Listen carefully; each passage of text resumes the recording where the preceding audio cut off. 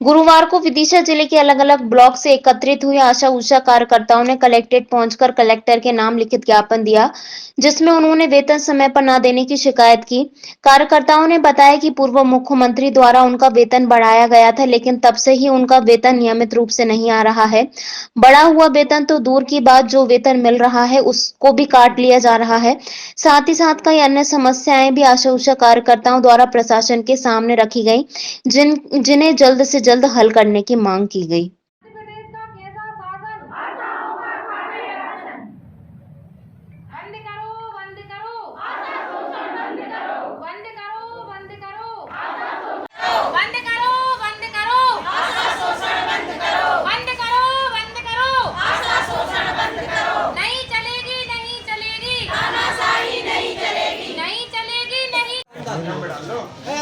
हवा छोड़ दो, हवा छोड़ो।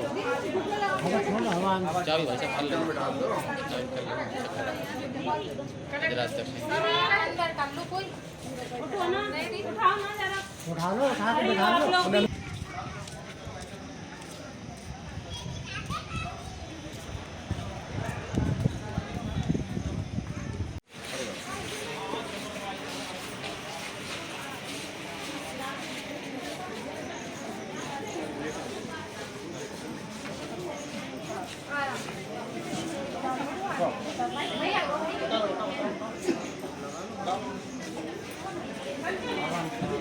क्या नाम है? हम आशा उषा महिला संगठन से जिला अध्यक्ष दयाबाई अहिरवार।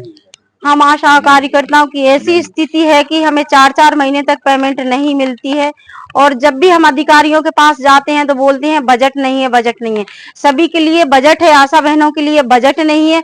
लाडली बहना जो कि काम नहीं कर रही, आशा कार्यकर्ताएं काम कर रही हैं, उनको पेमेंट समय से नहीं मिलती, और लाडली बहनों के टाइम से पैसे डल जाते हैं, और आशा बहनों का हमेशा शोषण हो रहा है। किसी भी अधिकारी के पास जाओ, उसके पास जाओ, हमारे हम नहीं दे सकते जानकारी, बीसीएम के पास जाओ, वो भी सही से जानकारी नहीं देते हैं।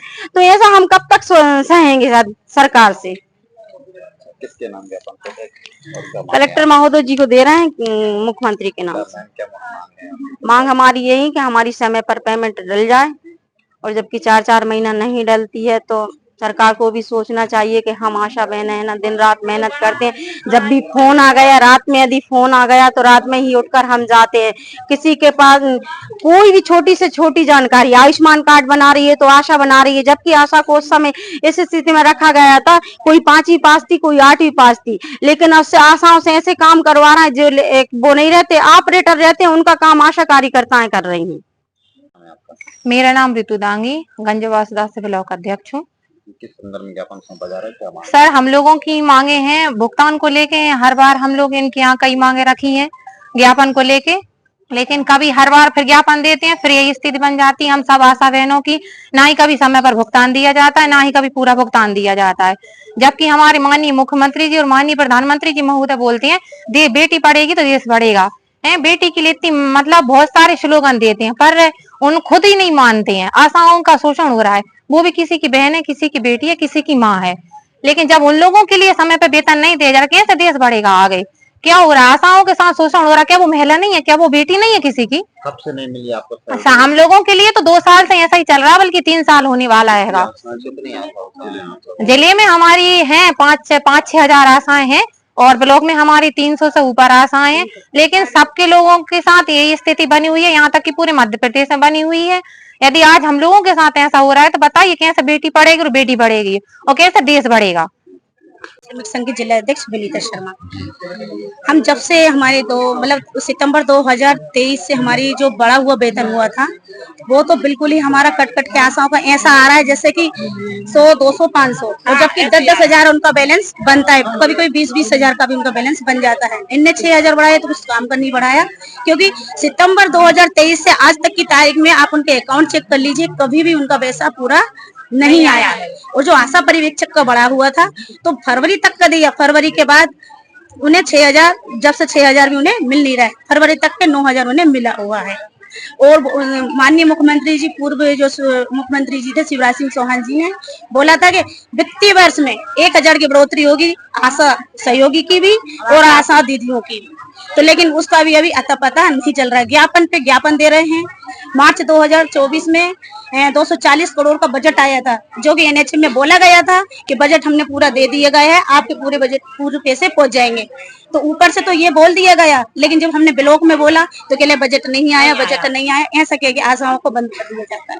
हमारे 7 ब्लॉक हैं, जिसमें से कुछ ब्लॉक में बीसीएम धमकी देती है कि लोकेशन दीजिए, जो कि लोकेशन का कोई लेटर नहीं है। हमारे आशा पर्यवेक्षक 15,000 का हमारे ये लोकेशन मांग रहे हैं, जो कि 15,000 पूरे नहीं आ रहे हैं, और जिनके 50,000 आ रहे हैं वो तो लोकेशन दे नहीं रहे हैं, और जिनसे 15,000 भी नहीं आ रहे उनसे लोकेशन मांगी जा रही है।